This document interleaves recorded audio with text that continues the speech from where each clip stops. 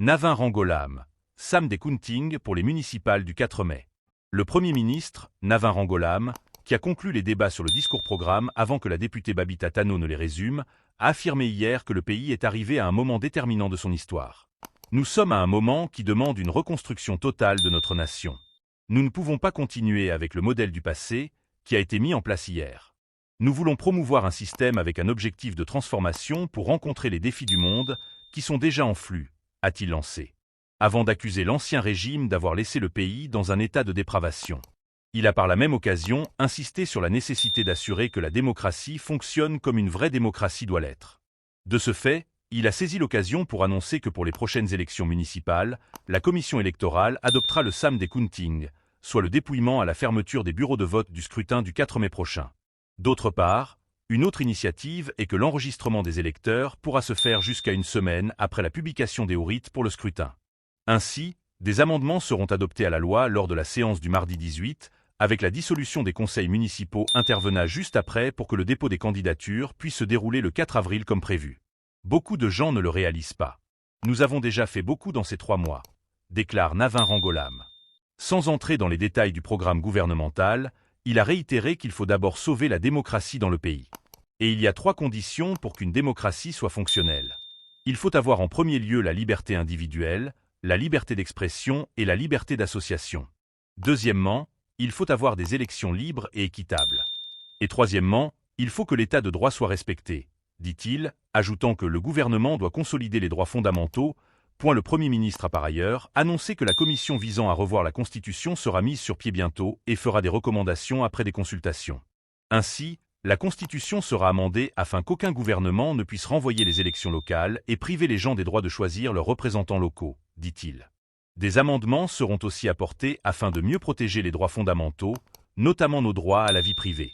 Les droits fondamentaux en ce qui concerne l'environnement, la technologie, la santé, l'éducation, etc., seront protégés.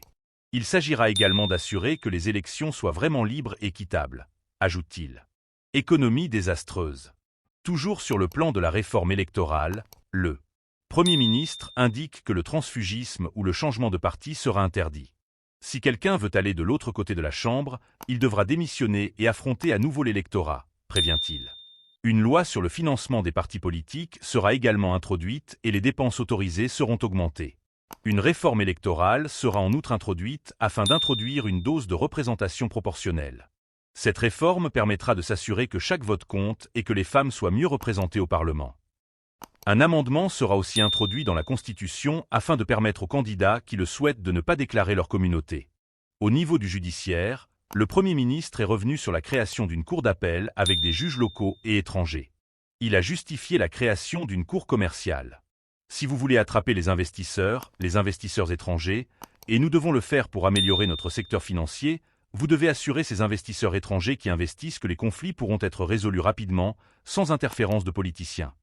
Souligne et la Constitution sera aussi amendée pour renforcer les pouvoirs du DPP, alors que la FCC sera remplacée par une nouvelle agence nationale avec des investigateurs compétents, mauriciens et étrangers.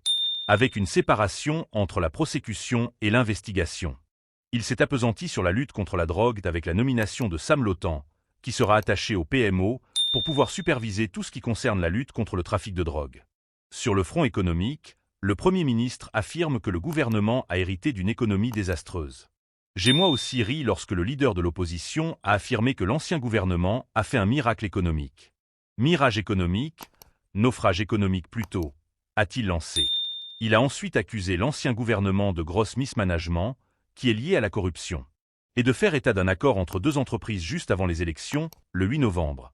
L'un d'un montant de Rs 140 milliards et un autre pour un montant Rs 83 milliards pour le compte du CEB.il a par ailleurs annoncé que le prochain budget, 2025 à 26, reflètera la détermination du gouvernement d'introduire une dose de performance based management.